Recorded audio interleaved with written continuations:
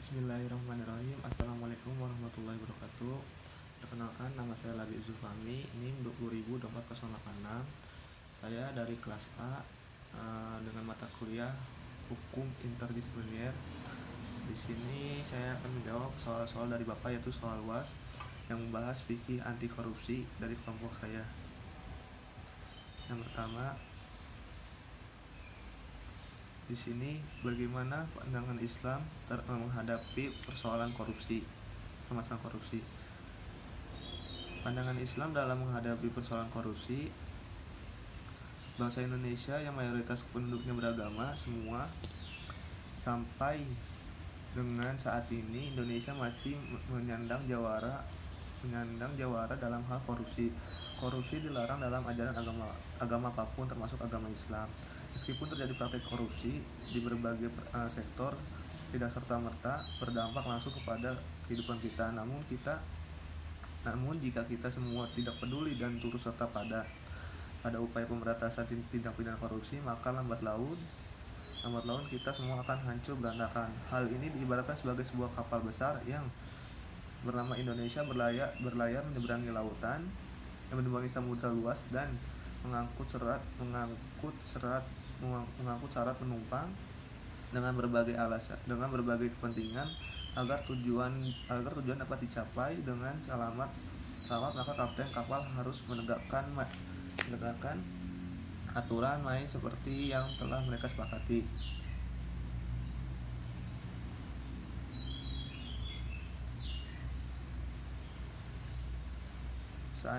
Seandainya boleh kami lubangi saja perahu untuk mendapatkan bagian kami, sehingga kami tidak mengganggu orang yang diinginkan orang yang di bawah itu, maka mereka akan binasa semuanya. Korupsi dalam syariat Islam diatur dalam fikih jinayah. Jinayah adalah sebuah tindakan atau perbuatan seseorang yang mengancam keselamatan fisik dan tubuh manusia serta berpotensi menimbulkan kerugian pada harga diri dan harta kekayaan manusia, sehingga tindakan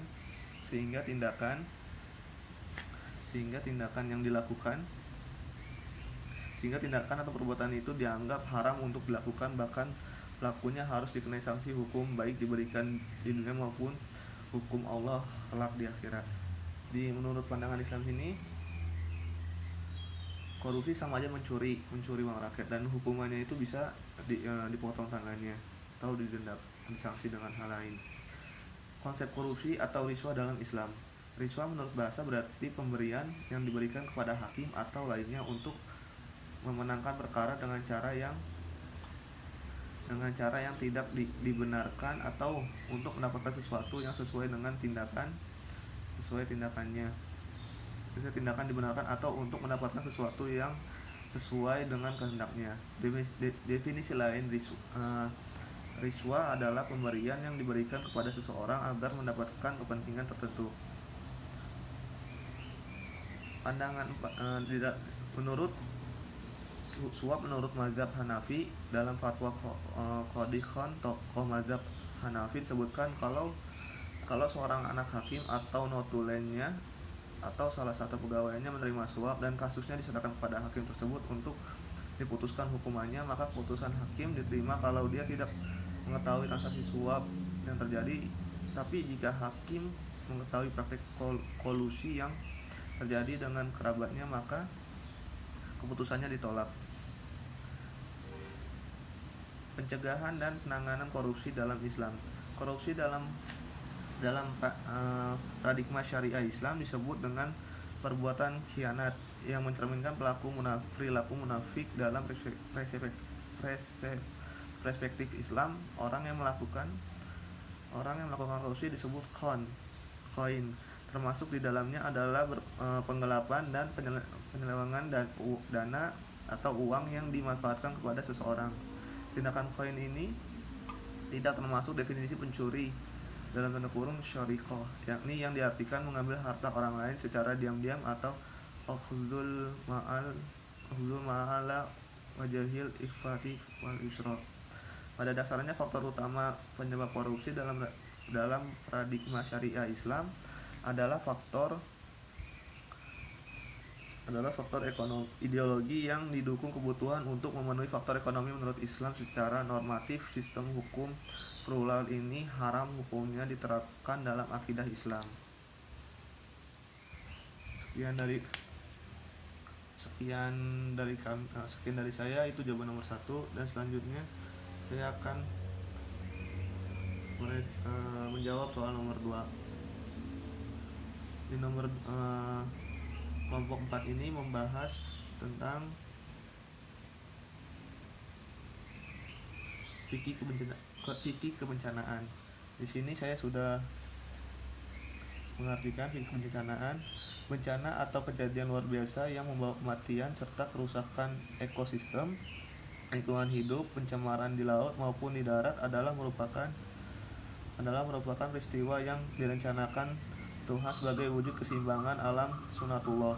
Menurutnya sebagai bentuk teguran atau peringatan Allah kepada manusia dengan memberi cobaan dan berbagai kesulitan untuk menguji ketakwaan dan kesabaran manusia.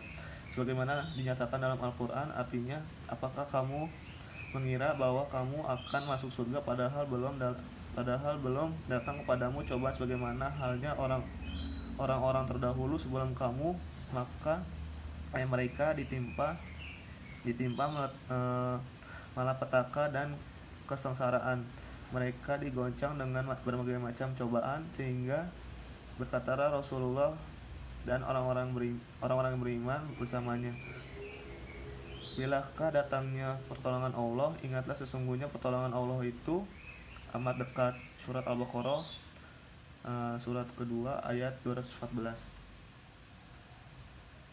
Dari ayat di atas dapat diketahui bahwa bagi seorang mukmin berbagai kesulitan merupakan ujian sebagai sebuah jalan untuk mencapai surga Allah, sehingga setiap kesulitan yang merupakan kabar gembira bagi orang yang sabar, karena tidak perlu susah payah mencari jalan ke surga.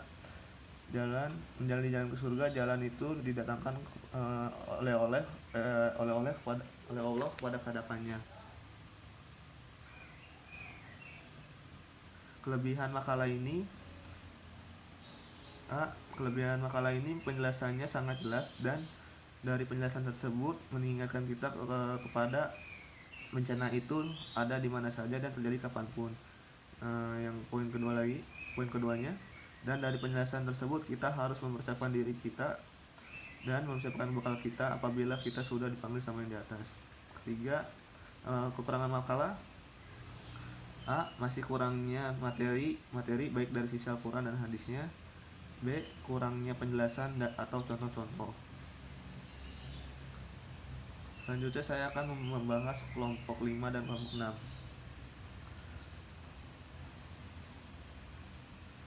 Kelompok 5, prinsip akhlak. Prinsip ini terkait erat dengan hal-hal yang mengatur hubungan antar manusia. Artinya apapun yang menyangkut informasi mulai dari produksi hingga distribusi mengundang interaksi dan komunikasi antar manusia, sehingga akhlak menjadi sesuatu yang sangat penting dalam konteks ini. Prinsip kemaslahatan sebagaimana yang pernah diutarakan oleh Ibnu Taimiyah bahwa asas maslahat dalam menyebarkan informasi adalah nilai dasar syariah yang menganjurkan untuk memberikan kebermanfaatan kepada alam semesta. Kelebihan makalah ini pembahasannya yang sangat luar biasa menarik dan penjelasannya sangat jelas, dan disertai dalil-dalil yang cukup kuat dan serta Al-Quran juga. Kekurangan makalah: masih sulit dipahami buat pembaca dan kurangnya dalil tentang informasi pembahasan akhlak ini. Selanjutnya kelompok 6. Kelompok 6 membahas fikih tata kelola. Fikih tata kelola: terciptanya sebuah pemerintahan yang bersih dan berwibawa merupakan hal yang sangatlah urgen untuk menuju kepada pemerintahan yang baik dan bersih.